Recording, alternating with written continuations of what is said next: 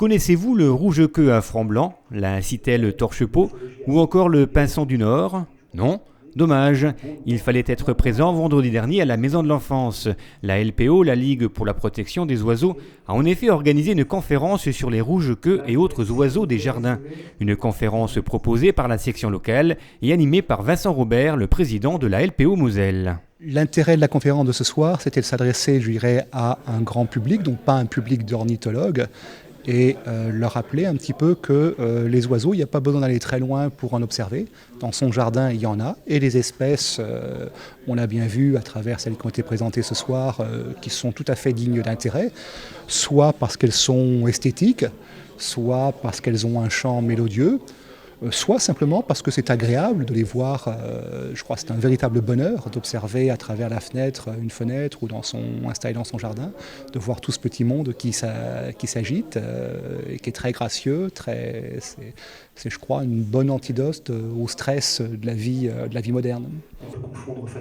Et parmi ces nombreux oiseaux observables dans nos jardins, il y a notamment les deux espèces de rouge-queue, le rouge-queue noir et le rouge-queue à franc blanc. Deux espèces qui font l'objet d'une enquête, comme tant d'autres oiseaux d'ailleurs, à laquelle chacun d'entre nous peut participer. On a un site qui s'appelle Faune Lorraine, qui est destiné en fait à tout un chacun déposer les observations d'oiseaux. Alors bien sûr, il y a les ornithos chevronnés qui, eux, s'intéressent plutôt aux espèces rares et donc mais on est aussi tout à fait demandeur, même très demandeur, d'informations sur les espèces communes.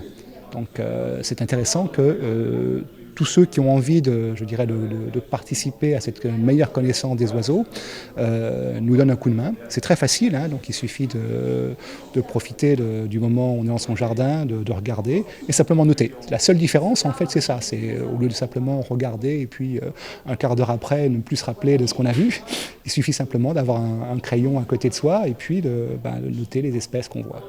Et si vous aimez les oiseaux mais vous n'avez pas la chance de posséder de jardin et encore moins d'espace où vous pouvez en observer, pas de problème.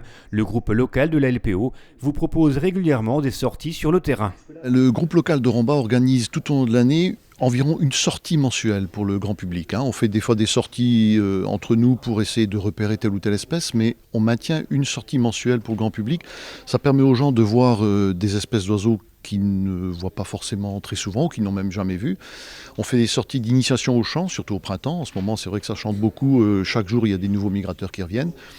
Et puis tout au long de l'année, donc d'autres sorties, soit sur un thème bien précis, les oiseaux d'eau, ou le suivi de la migration, ou une espèce particulière, le pic noir, le balbuzard pêcheur, etc. Il n'y a pas de limite, c'est un peu en fonction des envies et des désirs des gens qu'on s'adapte, quoi.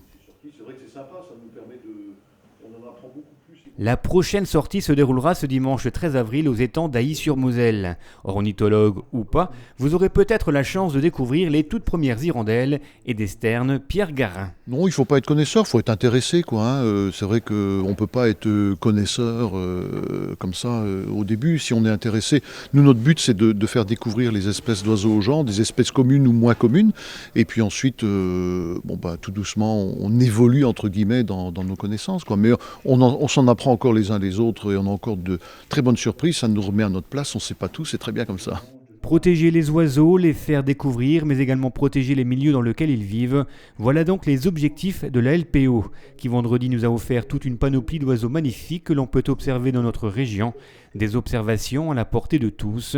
Il suffit juste parfois d'ouvrir les yeux vers le ciel et de tendre ses oreilles.